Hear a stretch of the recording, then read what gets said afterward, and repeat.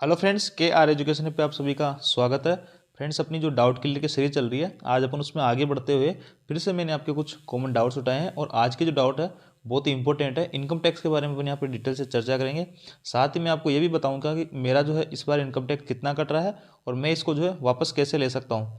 और साथ ही दोस्तों, कल मैंने एक सैलरी का मेरा वीडियो डाला था कि 5 साल बाद में जो है मेरी सैलरी इतनी हो गई है। तो उसमें काफ़ी सारे दोस्त बोल रहे थे कि सर आपने जो है एरियर इसमें ऐड कर लिया, एरियर को ऐड इसमें नहीं करना था तो आपकी सैलरी बहुत कम बन जाती। बिल्कुल दोस्तों, मैं इस चीज़ से एग्री करता हूँ कि मेरी जो सैलरी है यहाँ पे ना तो मेरा ओटी बनता है, ना टीए बनता है और ना जो है नाइट ड्यूटी यहाँ पे मेरे को करनी होती है।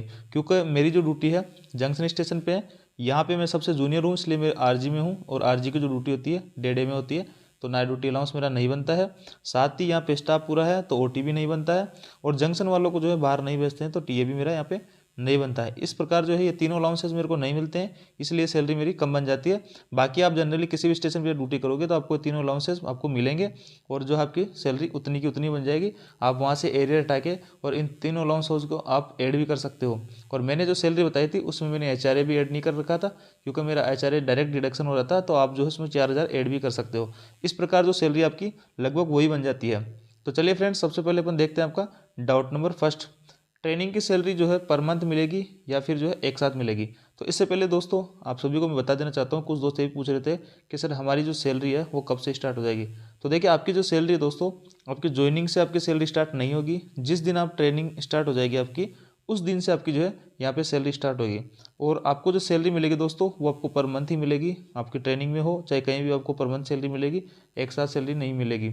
एक साथ उनकी मिलेगी जो आपके जो है बैंक की डिटेल वगैरह टाइम पे सबमिट नहीं करा पाते हैं या जैसे चेक वगैरह नहीं दे पाते हैं, तो उनकी जो है फिर यहाँ पे एक साथ भी आ जाएगी। जिन्होंने सारी कुछ अपनी फॉर्मेलिटीज़ पूरी कर ली है उनकी यहाँ पे पर मंथ सैलरी आएगी एज पर रूल। बात करते हैं डाउट नंबर सेकंड की। तो यहाँ पे जो है काफ़ी सारे दोस्तों के कमेंट आ रखे हैं कि सर अगर रेलवे में हमसे कोई मेजर गलती हो जाती है तो क्या रेलवे हमें जॉब से निकाल देगा, क्या क्या रेलवे में ऐसा होता है? बिल्कुल दोस्तों, अगर आपकी गलती से अगर कोई मेजर एक्सीडेंट हो जाता है, जैसे कि रेलवे की कोई जान माल की हानि हो जाती है या बहुत आपकी मतलब ऐसा कोई काम जिसमें आपकी जो है लापरवाही झलकती हो और आपकी लापरवाही की वजह से वो जो है वो दुर्घटना हुई हो, अगर आप अलर्ट होते तो वो दुर्घटना बच सकती थी, और अगर आपने लापरवाही की इसलिए वो दुर्घटना हो गई, अगर इसमें आप जो है मेजर प्राइम फेसों में अगर आप जो है वहाँ पे दोषी पाए जाते हो तो आपको जो है रेल रिमूव फ्रॉम सर्विस भी कर सकती है दोस्तों। और यहाँ पे जो है छोटी मोटी गलती होने पर, जैसे कि डिपार्चर सिग्नल वगैरह है या फिर कोई छोटी मोटी गलती होने पर आपके रिकॉर्ड वगैरह में कोई गलती है या इंस्पेक्शन में कोई गलती पकड़ी जाती है, तो उसमें जो है इतना रिमूव फ्रॉम सर्विस वगैरह ऐसा कुछ नहीं होता है। वहाँ पे जो है आपको जो है पनिशमेंट वगैरह आ सकती है हल्की फुल्की, या फिर जो है वार्निंग भी आ सकती है। बाकी ऐसी कोई मेजर आपको जो है वहाँ पे पनिशमेंट नहीं मिलेगी। मेजर पनिशमेंट तभी मिलती है जब आपकी वजह से जो है कोई मेजर दुर्घटना हो जाती है दोस्तों, और काफ़ी सारे लोग मारे जाते हैं या कोई ट्रेन का एक्सीडेंट वगैरह हो जाता है, तो इस प्रकार जो है आपको वहाँ पे उस केस में रिमूव फ्रॉम सर्विस किया जा सकता है। और रिमूव फ्रॉम सर्विस जब किया जाएगा तो वो भी ऐसे ही नहीं किया जा सकता दोस्तों, वहाँ पे सारी कुछ इंक्वायरी होती है और इंक्वायरी की जो प्रक्रिया है काफ़ी लंबी चलती है, और अगर आप जो दोषी पाए जाते हो उसमें तो ही आपके खिलाफ जो है कार्रवाई होगी। अन्यथा अगर कितना भी बड़ा दुर्घटना हो और अगर आपकी उसमें कोई गलती नहीं है तो आपको वहाँ पे जो है कोई रिमूव फ्रॉम सर्विस या कोई पनिशमेंट आपको वहाँ पे नहीं मिलेगी दोस्तों। तो ये जो है आप अपनी जॉब के प्रति जो एकदम सतर्क रहे, ऐसा कुछ नहीं है। हालांकि आजकल जो है इंटरलॉकिंग इतनी शानदार है कि आप चाहकर भी जो है कुछ गड़बड़ नहीं कर सकते हो, और आने दिनों दिन जो है टेक्नोलॉजी बहुत अच्छी आती जा रही है, तो यहाँ पे जो है दुर्घटना होने के चांसेस उतने ही कम होते जा रहे हैं। फिर भी जो है सेफ्टी से जुड़ी हुई जॉब है, तो आप सभी लोग जो है एकदम सेफ्टी से करें, ड्यूटी के दौरान एकदम अलर्ट रहे। बाकी जो है स्टेशन मास्टर की या रेलवे की कोई भी जॉब हो, सभी जॉब जो है बहुत शानदार है, बहुत बढ़िया है, कोई दिक्कत वाली बात नहीं है। और सभी यूट्यूब चैनल वगैरह पे काफ़ी देखने को मिलता है कि एसएम की जॉब को जो है काफ़ी ऐसे पैनिक वगैरह दिखा रखा है। ऐसा कुछ ही नहीं दोस्तों, यहाँ 5 साल से मैं कर रहा हूँ दो यहाँ पे जॉब जंक्शन पे, और बहुत सारा काम भी होता है, लेकिन बड़े आराम से इजीली ईजी वे में आपके आराम से हो जाता है। तो टेंशन लेने वाली कोई बात नहीं है, बहुत अच्छी जॉब है, आप ज्वाइन करो और आराम से अपनी ड्यूटी को सतर्कता के साथ करो। तो बात करते हैं डाउट नंबर थर्ड की। तो यहाँ पे जो है सीए कॉमर्शियल अप्रेंटिस और डबल एओ साउथ यानी सीजीएल के थ्रू जो लगते हैं, दोनों में से कौन सी जॉब लेनी चाहिए? तो दोस्तों मैं तो ये कहूँगा कि आपको जो है यहाँ पे डबल एओ वही चूज़ करनी चाहिए। तो देखिए क्या क्या रीज़न है, क्या इसमें आपके जो प्रोस कौन से दोनों के मैं बता देता हूँ। तो यहाँ पे अगर आपको जैसे होम सिकनेस है किसी को और वो चाहता कि मैं घर नहीं छोड़ना चाहता, तो वो यहाँ पे सीए ले सकता है। लेकिन दोस्तों कैरियर की अगर मैं बात करूँ आगे, तो यहाँ पे कैरियर जो रहने वाला है वो डबल एओ के अंदर बहुत ब्राइट कैरियर रहने वाला है। सीए के अंदर आपका जो इतना कोई खास कैरियर यहाँ पे नहीं होगा, क्योंकि दोस्तों सीए में ऐसा है कि डिपार्टमेंटल एग्जाम को इतने खास आते नहीं है। इस डिपार्टमेंट वैकेंसी कोई एक आध आती है, वो भी कई वर्षों से, और आप जो है इसमें लाइफ टाइम सीए ही बने रह जाओगे। आप जो है कॉमर्शियल अप्रेंटिस बने रह जाओगे।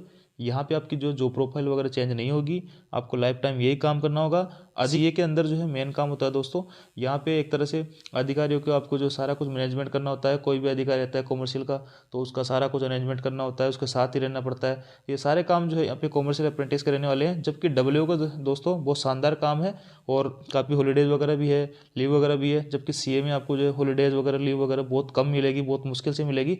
तो यहाँ पे अगर दोनों के मैं कंपेरिजन करूँ दोस्तों, तो आप जो है डबल ए को ही प्रेफर करिए। और ग्रेड पे में भी आप देख सकते हो डबल ए जो है 4800 ग्रेड पे की जॉब है और आपका सीए जो है 4200 ग्रेड की जॉब है। तो ग्रेड के हिसाब से भी आपका जो है डबल ए बेस्ट है। और अगर होम सिकनेस आपको, तो आप सीए ज्वाइन कर सकते हो। बाकी आप कैरियर के हिसाब से या जॉब प्रोफाइल के हिसाब से देखो तो यहाँ पर डबल ए ज्वाइन कीजिए। आपका जो फ्यूचर है बहुत ब्राइट हो जाएगा दोस्तों, बहुत अच्छे प्रमोशन है और आपका जॉब प्रोफाइल इसमें चेंज होता रहेगा और बहुत अच्छा पावर है। जबकि अब दोस्तों बात करते हैं इनकम टैक्स कब लगता है और इससे कैसे बचा जा सकता है। तो देखिए दोस्तों, इनकम टैक्स के बारे में वैसे तो मेरे को बहुत ज़्यादा नॉलेज नहीं है, लेकिन जितना मेरे को नॉलेज है मैं आपको आपके साथ शेयर करूंगा। हो सकता है उसमें कुछ ऊपर नीचे थोड़ा बहुत हो जाए, तो आप जो है एडजस्ट कीजिए। तो यहाँ पे देखो, मेरे को जितना पता है कि इनकम टैक्स जो है यहाँ पे आपको जो है 50,000 का जो है स्टैंडर्ड डिडक्शन दिया जाता है और 5 लाख तक की सैलरी पे जो है आपका कोई टैक्स यहाँ पे नहीं लगता है। 5 लाख के ऊपर जो है आप 1.5 लाख तक की जो है आपको छूट होती है कि 1.5 लाख तक की आप जो सेविंग दिखा सकते हो। तो इस प्रकार जो है 6.5 लाख के हो गए और 50,000 का आपको स्टैंडर्ड डिडक्शन दिया जाता है। और आपका जो एनपीएस का जो होता है दोस्तों, एनपीएस का पैसे होते हैं, उन पे भी जो है शायद आपका जो है इनकम टैक्स नहीं लगता है। जो एनपीएस का आपका अकाउंट से जो आपको बेसिक प्लस डीए का 10% कटता है, उस पर भी इनकम टैक्स आपका नहीं लगता है। तो यहाँ पे जो है इससे अपन कैसे बचा जा सकते हैं, मैं आपको दिखाता हूँ मेरा इनकम टैक्स कितना बन रहा है इस बार, और मैं इनको जो है जो इनकम टैक्स कट रहा है उसको वापस कैसे ला सकता हूँ।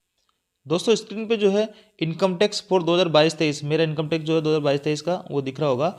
यहाँ पे जो है सबसे पहले मेरी ग्रोस सैलरी दिख रही है। तो ग्रोस सैलरी जो है दोस्तों 8,29,483 रुपये है और लेस डिडक्शन जो कि स्टैंडर्ड डिडक्शन है 50,000 का हो गया। इसके बाद में जो सैलरी बची दोस्तों वो बची है 7,79,483 रुपये। अदर इनकम मेरी जीरो है, तो यहाँ पे जो सैलरी हो जाएगी टोटल इनकम मेरी 7,79,483 रुपये रह जाएगी। इसके बाद में टोटल डिडक्शन इसमें से जो है 66,037 रुपये और कम कर देंगे अपन, और भी एनपीएस वगैरह का डिडक्शन अपन इसमें से कम करके जो टैक्सेबल इनकम यहाँ पे बनेगी दोस्तों वो बनेगी 6,21,500 रुपये। यानी जो जिस इनकम के ऊपर टैक्स लगेगा वो है अपनी 6,21,500 रुपये। तो यहाँ पे देखो, अब जो मेरा टैक्स बना है, टैक्स ऑन इनकम, इस इनकम के ऊपर टैक्स जो बना है वो बना है 36,800 रुपये।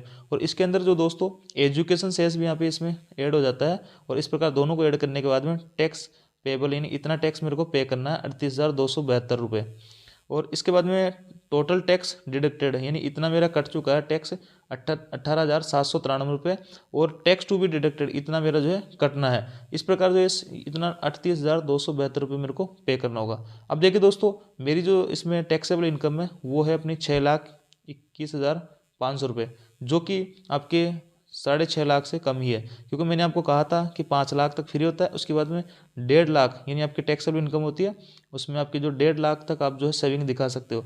तो यहाँ देखिए अपने 1.5 लाख के अंदर ही आ रहा है, क्योंकि 1,21,000 ही ऊपर है 5 लाख से। तो यहाँ अपन जो है 1,21,000 की सेविंग दिखा देंगे। जैसे कि अपन सेविंग किसी में भी दिखा सकते हैं, पीपीएफ अकाउंट में डाल दो आप, या फिर जो है कोई भी म्यूचुअल फंड, टैक्स और म्यूचुअल फंड हो उसमें आप भर जमा करा सकते हो। एलआईसी हो या कोई पॉलिसी ले रखी हो आपने एसबीआई की टैक्स सेविंग वाली, तो उसमें भी दिखा सकते हो। और साथ ही जो है आप सभी लोग यहाँ पे अगर किसी ने होम लोन ले रखा है तो वो भी जो है यहाँ पे अपना ये टैक्स सेविंग दिखा सकता है। तो इस प्रकार जो है अगर मैं 1,21,000 की सेविंग दिखा देता हूँ तो मेरे को जो है 38,272 रुपये मेरे जो टैक्स कट रहा है वो मेरे को वापस रिटर्न हो जाएगा। और ये सेविंग जो है दोस्तों, आप जो है पहले भी एक सेविंग का फॉर्म भर के देना होता है सितंबर के महीने के आसपास। तो अगर आप वो भर के दे देते हो तो आपको जो है कटेगा ही नहीं, और अगर कट भी जाता है तो आप बाद में जो है सेविंग दिखा के, जैसे कोई भी सीए वगैरह होता है तो इनकम टैक्स रिटर्न भरते हैं, तो टाइम आप जो है अपनी सेविंग दिखा के और अपना यहाँ पे रिटर्न ले सकते हो।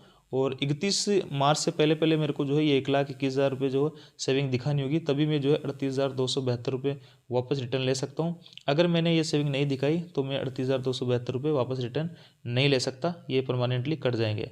तो इस प्रकार दोस्तों यही सारे कुछ डिडक्शन इसी प्रकार होते रहते हैं।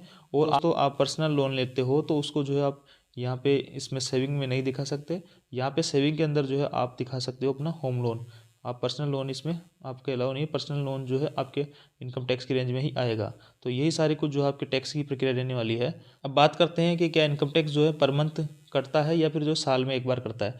तो दोस्तों ये तो डिपेंड करता है कि जब भी सैलरी में से जैसे कि मेरा ये 38,000 रुपये कटना है, जैसा मैंने आपको बताया अभी, तो कभी मेरे 2-2 हज़ार रुपये कट रहे थे, इस महीने जो है 4,000 कट गए।